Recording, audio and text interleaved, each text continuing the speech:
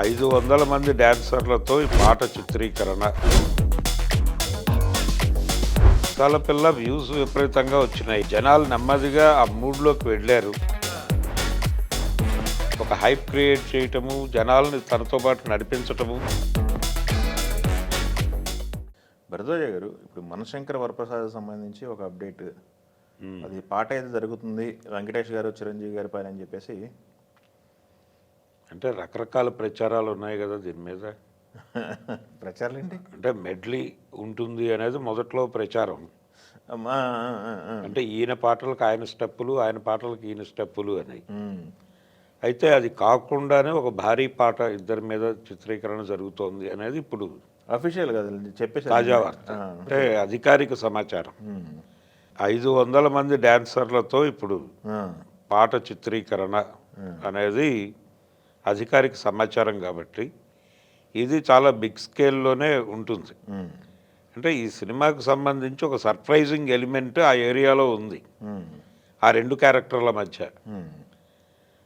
క్యారెక్టర్ల మధ్య గణేష్ క్యారెక్టర్ని ఇరికించడం ద్వారా ఒక ఫుల్ లెంగ్త్ ఎంటర్టైన్మెంట్ నడపాలనుకుంటున్నాడు ఆయన. నయనతారతో లింక్ అయి ఉన్నటువంటి సన్నివేశాలు ఇవన్నీ కలిపి థియేటర్లో కూర్చున్నటువంటి ఆడియన్స్ని పూర్తి స్థాయిలో ఎంటర్టైన్ చేయటం అనేది అనిల్ రావిపూడి స్కీమ్. ఆ స్కీమ్లో భాగంగా ఎంత గ్రాండియర్గా వెళ్ళదలుచుకోవాలో ఆ స్థాయికి వెళ్ళాలి. ఆ వెళ్ళటం కోసం ఈ పాట ఇది ఒక అంటే చాలామంది ఈ మధ్యకాలంలో సినిమాలో పాటలు దాని మీద డిస్కషన్ జరుగుతోంది, కానీ జనాల్ని థియేటర్కి హుక్ చేస్తున్నది ఇప్పటికీ మ్యూజిక్కే. అవునవును. ఈ మధ్యకాలంలో మనం చూసినటువంటి చాలా చిన్న సినిమాలకి థియేటర్లకి ముందు జనాల్ని లాక్కొచ్చింది పాటే. కాబట్టి డెఫినెట్గా ఈ సాంగ్కి ఒక వాల్యూ ఉంటుంది. ఇది థియేటర్లకి జనాల్ని లాక్కురావడానికి సీరియస్గా వేస్తున్న గేలంగానే చూడాలి. అంటే చాట్ బాక్స్ అనేది ఉండాలండి సాంగ్. ఇప్పుడు మన లాస్ట్ అనిల్ రావుపూడి సినిమా చూసుకున్న ఆ గోదావరి గట్ట పాట ఎప్పుడైతే వచ్చిందో బయటికి, అవును, ఒక బజ్ క్రియేట్ అయింది దానికి. అవును, ఒక మూడ్ క్రియేట్ అయింది. ఇప్పుడు ఈ మీసాల పిల్ల కూడా అదే పరిస్థితి. అవును, మీసాల పిల్ల వ్యూస్ విపరీతంగా వచ్చినాయి. అవును, జనాలు నెమ్మదిగా ఆ మూడ్లోకి వెళ్ళారు. కొంత కథ అర్థమైంది.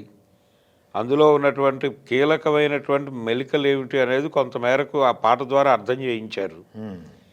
ఈ సందర్భంగానే వెంకటేష్ క్యారెక్టర్ మీద ఒక స్పెక్యులేషన్ మొదలైంది.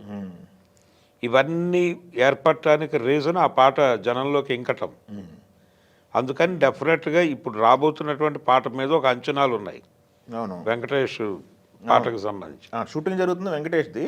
బట్ ఇంకొక సెకండ్ సింగిల్ బయటికి రిలీజ్ చేస్తున్నారు నయనతారకు సంబంధించిన ఇంకొక వార్త ఉంది. ఒక పాట అంటే ఒక ఇప్పుడు మీసాల పిల్ల అనేది ఒక ఇద్దరి మధ్య ఘర్షణ తర్వాత ఒక ప్యాచప్ కోసం జరుగుతున్నటువంటి ప్రయత్నంగా నడిచింది అది. అవును అవును. ఇది కాకుండా ఒక కూల్ మెలోడీ బయటకు రాబోతోంది అనేది తాజా సమాచారం. అది ఇప్పుడు సాంగ్ బయటకు వస్తుంది. అయితే ఇది షూట్ అవుతోంది. వెంకటేష్ చిరంజీవికి సంబంధించినటువంటి పాట షూట్ అవుతోంది. అవును, అంటే ఆల్మోస్ట్ 95% షూటింగ్ కంప్లీట్ అయిపోయింది అనేది సమాచారం. ఈ పాట ఇంకా ఏవో కొంత ప్యాచ్ వర్క్ అయిపోతే కంప్లీట్ అయిపోయి నెమ్మదిగా ప్రమోషన్లోకి వచ్చేస్తారు. సంక్రాంతి 1 month ఉందిగా, ముంగిట్లోకి వస్తున్నాం. కానీ ఇప్పటికీ ఒక కన్ఫ్యూజన్ మెయింటైన్ చేస్తున్నారు వాళ్ళు. డేట్ విషయంలో ఇంకా అధికారిక ప్రకటనలు రావట్లేదు. అవును, పండగకు వస్తున్నారు అని మాత్రమే చెప్తున్నారు. ఈ పండగకు వస్తున్నారు అనేది సంక్రాంతికే అనేది కన్ఫర్మ్. కానీ ఒక మాట చెప్పేస్తే అంటే 2-3 ఉన్నారు అక్కడ. అవును, ముందు రాజేసాబు ఉన్నారు కదా 9వ తారీఖు. 9వ తారీఖు రాజాసాబ్ ఓకే. ఇది డేట్ వచ్చేస్తే ఇప్పుడు రవితేజ కూడా ఉన్నాడు.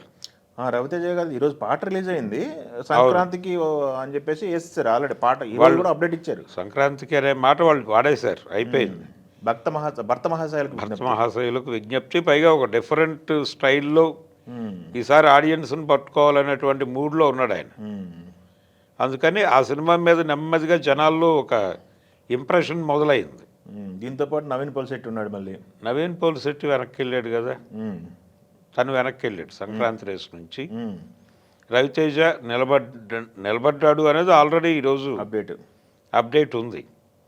సో ఈ సినిమాకి సంబంధించిన క్లారిఫికేషన్ ఒకటి రావాలి. అభిమానులు చాలా కాన్షియస్గా వెయిటింగ్, డేట్ చెప్పేస్తే మేము సిద్ధమైపోతాం అన్నట్టుగా ఉన్నారు.